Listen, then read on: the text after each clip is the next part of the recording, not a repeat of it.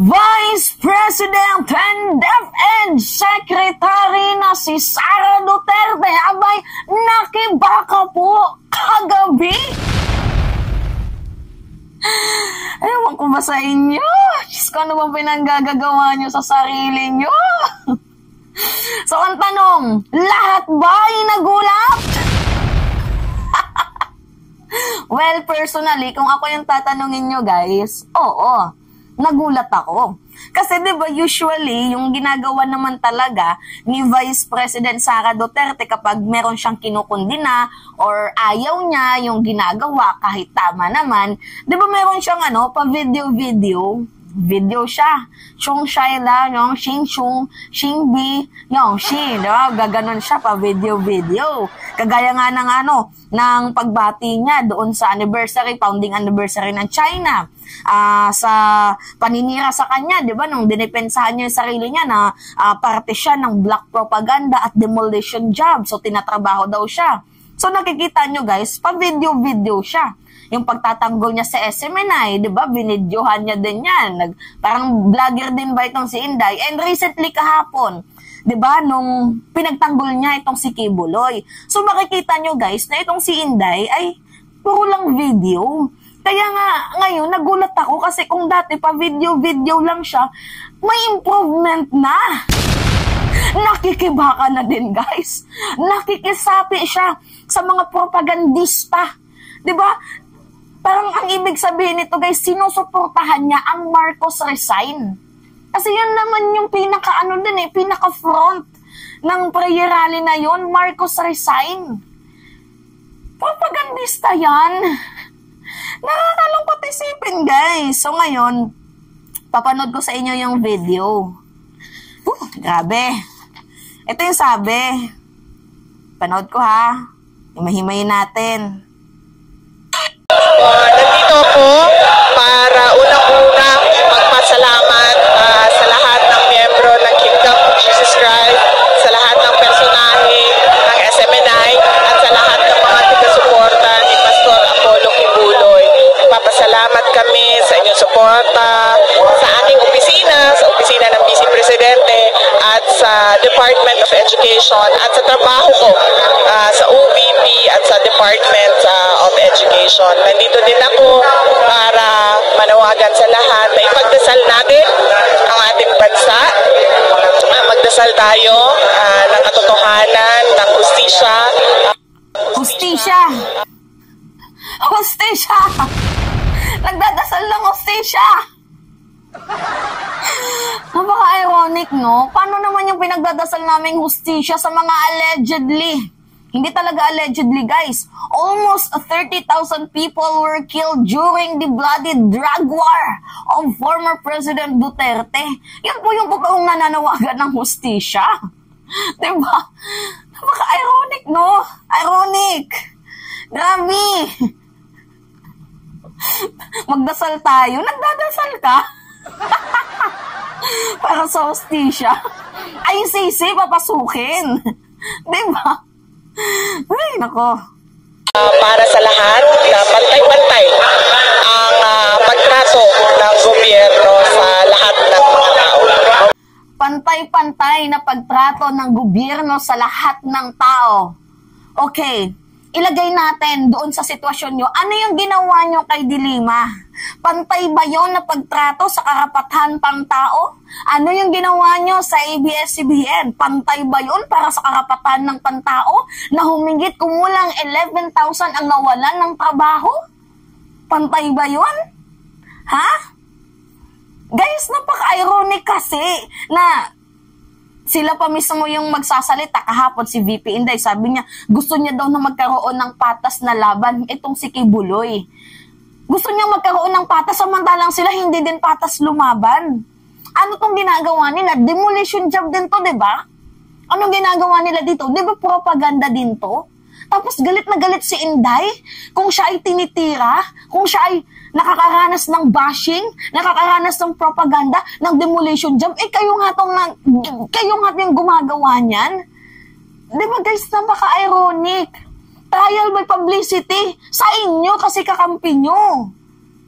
Diba?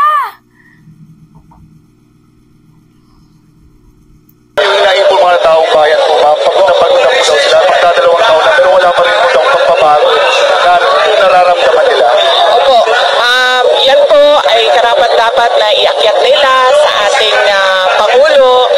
Meron pong sa lahat naman ng mga complaints ay pwedeng mapag-usapan ng merong diplomasya.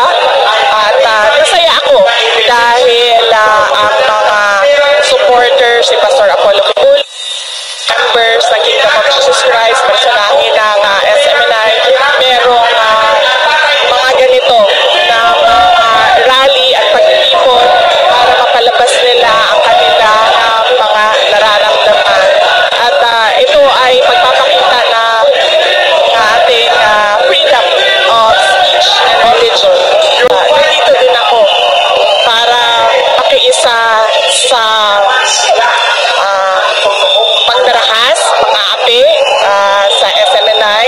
Clearly, it is a violation of the freedom of media. No? At nandito din ako para suportahan si Pastor Apollo Kibuloy kasi nakikita natin na this is a trial by publicity. Mga hearing na walang pinupuntahan, mga witnesses kuno na nagkukubli kung ano yung kung sino yung identity nila. At one-sided siya. Lahat atake, lahat paninira kay Pastor Apollo Kibuloy. Okay. Yan yung sabi, lahat paninira, lahat pag-atake kay Pastor Kibuloy. Kaya nga 'di ba pinapa-attend siya para marinig yung side. Hindi naman magiging one-sided yung yung hearing ni Senator Risa Ontiveros kung dumadalo si Kibuloy. 'Di ba? Malamang magiging one-sided yung maririnig namin kasi yung mga testimonies lang naman ng mga allegedly victim nitong rapist, nitong most wanted, 'di ba? Nitong human rights violator na si Kibuloy, yung mga testimonies lang ng mga biktima ang naririnig namin. Kaya sa tingin nyo, one-sided. Eh kung pina-attend nyo yan, eh di tapos na sana. Pinahaba nyo pa eh. Umabot pa sa punto na kailangan na siyang bigyan ng warrant of arrest. Tangina naman ito ni Juan Miguel Zubiri. Ito si Zubiri ayaw pirmahan yung warrant of arrest eh. Gusto daw ng show cause order. Anyway, ibang topic na yan. So ngayon guys, sabi niya trial by publicity daw. So sa madaling sabi, hindi daw to in aid of legislation, mga ganyan-ganyan. Actually, this is the reason why kung bakit gustong marinig, gustong papuntahin ng senador, na si Senator Risa Ontiveros, itong si Kibuloy, kasi unang-una, gusto niyang punan yung mga gap sa batas. Diba, lalo pat nakitaan ng tatlong gap para ho sa, in aid of legislation para ho mapunan ang mga gap sa batas. Lalo pat hindi nila alam kung saan nila ika-categorize ang testimonies ni alias Rene, na isa daw itong tagalingkod sa Diyos pero pinagtatrabaho pero walang sweldo. 'Di ba, reporter sa gabi, researcher sa umaga na mamalimos sa gabi. Hindi nila alam kung saan pwedeng i-categorize 'yon. And actually tatlo yung nakitaan nila. So in aid of legislation, kailangan siyang umattend kasi baka meron pang mga batas na kailangan nilang punan, 'di ba? Na kailangan nilang lagyan para ho sa proteksyon ng ating mga kababayan. So, yun po yun kung bakit pinapa-attend sa Senate hearing itong si Apollo Kibuloy. Hindi po ito sa trial by publicity. Siguro nasasabi nilang trial by publicity kasi yung kinakasuhan, yung ayaw akusado dito is yung kakampi nila. That's it, 'di ba? And kitang-kita nyo naman guys sa opening video na nagpapasalamat itong si VP Inday sa mga umattend sa rally. Inorganize nyo ba yan? Diba, nagpapasalamat siya sa Kingdom of Jesus Christ, especially kay Kibuloy. So, meaning to say guys, parang, diba, hindi naman halata pero parang siya eh, nagbabayad din ng utang na loob kay Pacquiao. Well, kasi administrator nga ang kanyang ama, diba? Ginawang administrator ng Kingdom of Jesus Christ. So, what do we expect? Diba? See? Tama ba yun? Gawain ng isang VP? Guys, correct me if I'm wrong Ginawa ba ito ni Leni Robredo na nag-rally siya? Sumama siya sa isang rally? Kunyari, ito, mga anti-Marcos. And alam naman natin na si Sara ngayon ay may hidwaan sa mga Marcoses. Sa panahon ba ni Digong, yung mga nagrarally ng mga anti-Duterte, sumama ba doon si Leni? Kasi wala akong nakita guys ni isa na itong si Leni Robredo, sinamahan niya yung mga nagrarally kahit pabor pa sa kanya itong mga pinanggagawa ng mga rallyista. Never kong nakita, never kong narinig, di ba, or nabalitaan na itong si Leni Robredo sumama sa isang rally ng mga propagandista. Never ko yung nabalitaan, guys.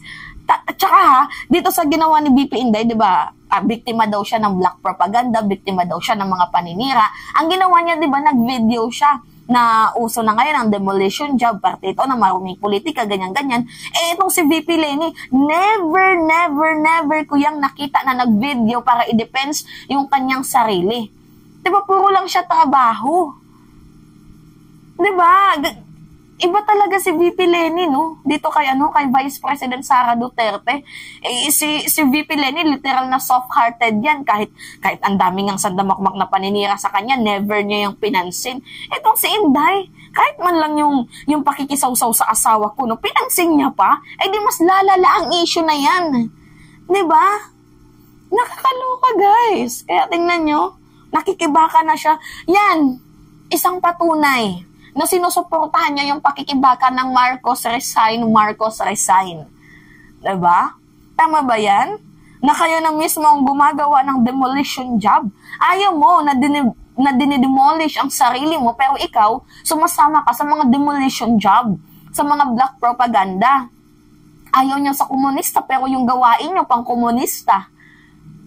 Influence ba yan ni Ka Eric? Tanong lang ha? Influence ba yan ni Ka Eric? No wonder. Anyway, yun lamang ho guys. At it's me again, si Mima Alicia nyo, at nagbabalik ulit para sa ating panibagong video.